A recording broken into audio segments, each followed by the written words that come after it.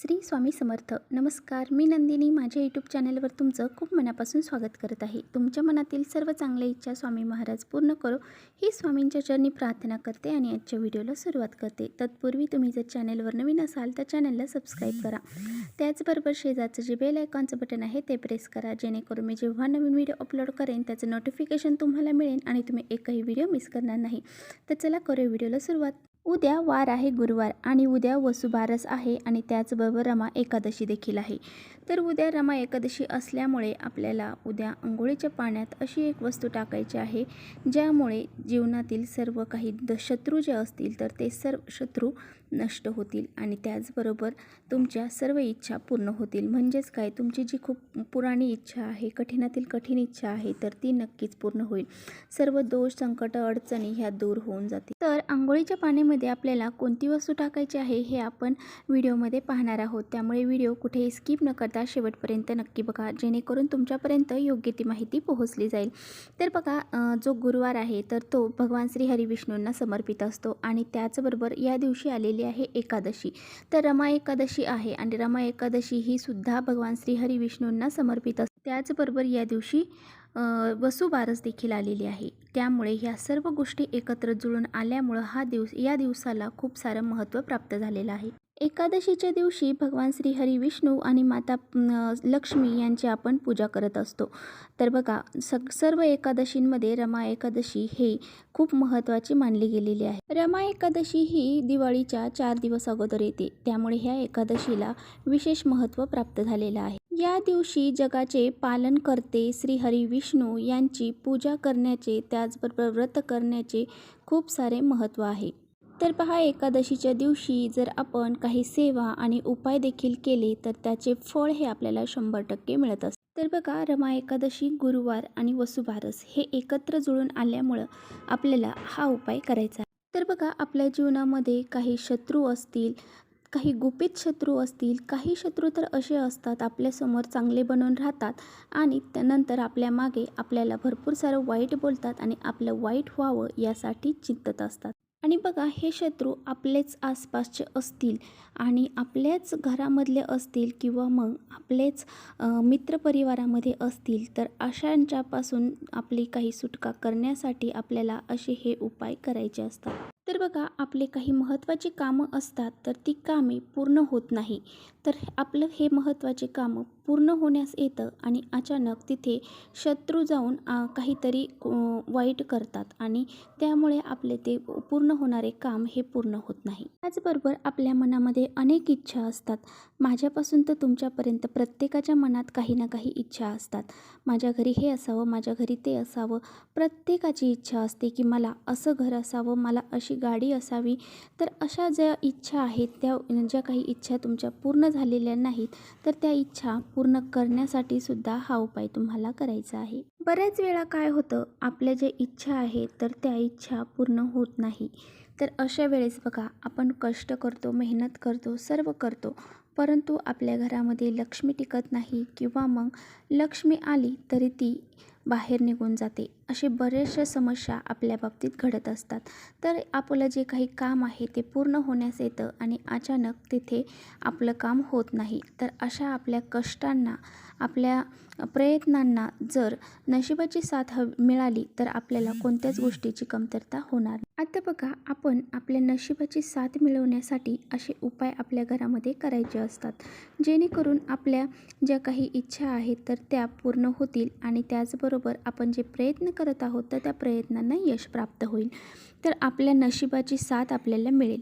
तर बघा, आपल्याला जे काही आपल्या जीवनामध्ये शत्रू असतात, हे शत्रू नष्ट होण्यासाठी, त्याचबरोबर आपल्या जीवनामध्ये काही इच्छा असतील त्या इच्छा पूर्ण करण्यासाठी आपल्याला हा उपाय आवर्जून करायचा आहे. तर बघा, आपल्याला अंघोळीच्या पाण्यामध्ये उद्या काय टाकायचं आहे. तर बघा, उद्या तुम्हाला सर्वांना खूप लवकर उठायचं आहे. तुम्ही जर ब्रह्ममुहूर्तावर उठला तर अतिउत्तम, कारण उद्या वसुबारस आहे, दिवाळीचा पहिला दिवस आहे. तर बघा उद्याचा दिवस खूप महत्त्वाचा आहे. उद्या वसुबारस आहे, रमा एकादशी आहे, गुरुवार आहे. हे तिन्ही एकत्र आल्यामुळं उद्याच्या दिवसाला खूप महत्त्व प्राप्त झालेलं आहे. त्यामुळे आपल्याला उद्या लवकर उठायचं आहे. तर बघा या दिवाळीची सुरुवात ही वसुबारसपासून होत असते. त्यामुळे आपल्याला बरीच कामं ही करायची असतात आणि आपण जर लवकर उठलं तर आपली कामंही लवकर होतील. आता बघा उठल्यानंतर आपल्याला अंघोळीला जायचं आहे. अंघोळीला गेल्याच्या नंतर आपलं पाणी आपण जे अंघोळ करण्यासाठी घेणार आहोत तर ते आपल्याला घ्यायचं आहे. तर बघा ह्या अंघोळीच्या पाण्यामध्ये आपल्याला कोणत्या वस्तू टाकायच्या आहेत, तर सर्वात अगोदर आपल्याला चिमूटभर हळद टाकायची आहे. गुरुवारच्या दिवशी जर आपण अंघोळीच्या पाण्यामध्ये हळद टाकली तर आपल्या जीवनातील जे शत्रू असतात तर ते नष्ट होतात. त्याचबरोबर भगवान श्री हरिविष्णू यांचा आपल्याला आशीर्वाद लाभेल. कारण भगवान श्री हरिविष्णूंना पिवळ्या वस्तू ह्या खूप प्रिय आहेत आणि गुरुवारच्या दिवशी तसेच या दिवशी एकादशी आहे आणि हे दोन्ही दिवस जे आहेत तर ते भगवान श्री हरिविष्णूंना समर्पित आहेत. त्यामुळे आपल्याला अशी ही हळद आपल्याला अंघोळीच्या पाण्यामध्ये टाकायची. त्याचबरोबर अंघोळीच्या पाण्यामध्ये आपण हळद टाकल्यामुळे आपला जो गुरुग्रह आहे तो मजबूत होत असतो आणि आपल्या जीवनातील ज्या अडचणी आहेत त्या दूर होत असतात. आता बघा दुसरी वस्तू म्हणजे गंगाजल. तर गंगाजलसुद्धा आपल्याला अंघोळीच्या पाण्यामध्ये टाकायचं. तर बघा गंगाजल आपल्याला का टाकायचं आहे, कारण बघा अशा विशिष्ट तिथींना जर आपण गंगेमध्ये स्नान केलं तर त्या आपल्या जे काही पापं आहेत तर ती पापं नष्ट होत असतात. त्याचबरोबर आपला जो पितृदोष आहे तो सुद्धा दूर होऊन जात असतो. आता बघा आपल्याला प्रत्येकालाच पवित्र गंगेमध्ये जाऊन स्नान करणं शक्य होत नाही. त्यामुळे आपल्याला आपल्या अंघोळीच्या पाण्यात थोडं तरी गंगाजल टाकायचं आहे. तिसरी महत्त्वाची गोष्ट म्हणजे पंचगव्य. तर हे आपल्याला आपल्या अंघोळीच्या पाण्यामध्ये टाकायचं आहे.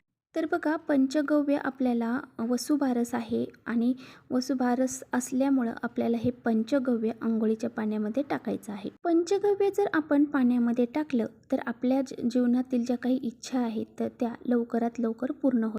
तर बघा वसुबारसचं महत्त्वच हे आहे की आपण आपल्या इच्छा पूर्ण करण्यासाठी वसुबारसचं व्रत किंवा मग वसुबारसच्या दिवशी गाई वासरांची आपण पूजा करत. तर यामुळेच आपल्याला आपल्या इच्छा पूर्ण करण्यासाठी आपल्या अंघोळीच्या पाण्यात पंचगव्य टाकायचं आहे. आता बघा तुम्हाला हा प्रश्न पडेल की पंचगव्य म्हणजे काय, तर हे पंचगव्य तुम्ही घरी सुद्धा बनवू शकता. तर त्यामध्ये पहा, तर बघा दही, साखर, मध, दूध त्याचबरोबर तूप अशा वस्तू एकत्र करून तुम्ही पंचगव्य तयार करू शकता. किंवा मग तुम्ही एखाद्या पूजेच्या दुकानामध्ये जर गेले तर तिथे जर तुम्ही म्हटले की मला पंचगव्य हवे आहे तर ते तुम्हाला ते देतील.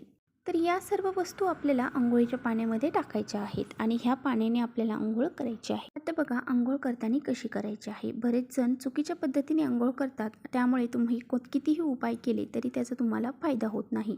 तर पहा आपल्याला अंघोळ कशी करायची आहे. एक मग भरून घ्यायचा आहे, तो आपल्या उजव्या खांद्यावरती टाकायचा आहे. परत दुसरा मग भरून घ्यायचा आहे, तो आपल्या डाव्या खांद्यावरती टाकायचा आहे. परत तिसरा मग भरून घ्यायचा आहे तर तो आपल्या डोक्यावरती टाकायचा आहे. अशा पद्धतीने आपल्याला अंघोळ करायची आहे आणि त्यानंतर बघा स्वच्छ पाण्याने परत एकदा अंघोळ करायची आहे.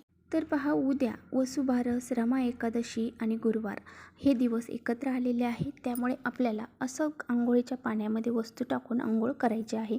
त्याचबरोबर या दिवशी पहा आपल्या अंगाला सुगंधी उटणं लावायला आणायचं आहे, कारण दिवाळीचा पहिला दिवस. अशा प्रकारे आपल्याला हा उपाय करायचा आहे. तर बघा तुमचे शत्रू हे नावाला सुद्धा उरणार नाहीत.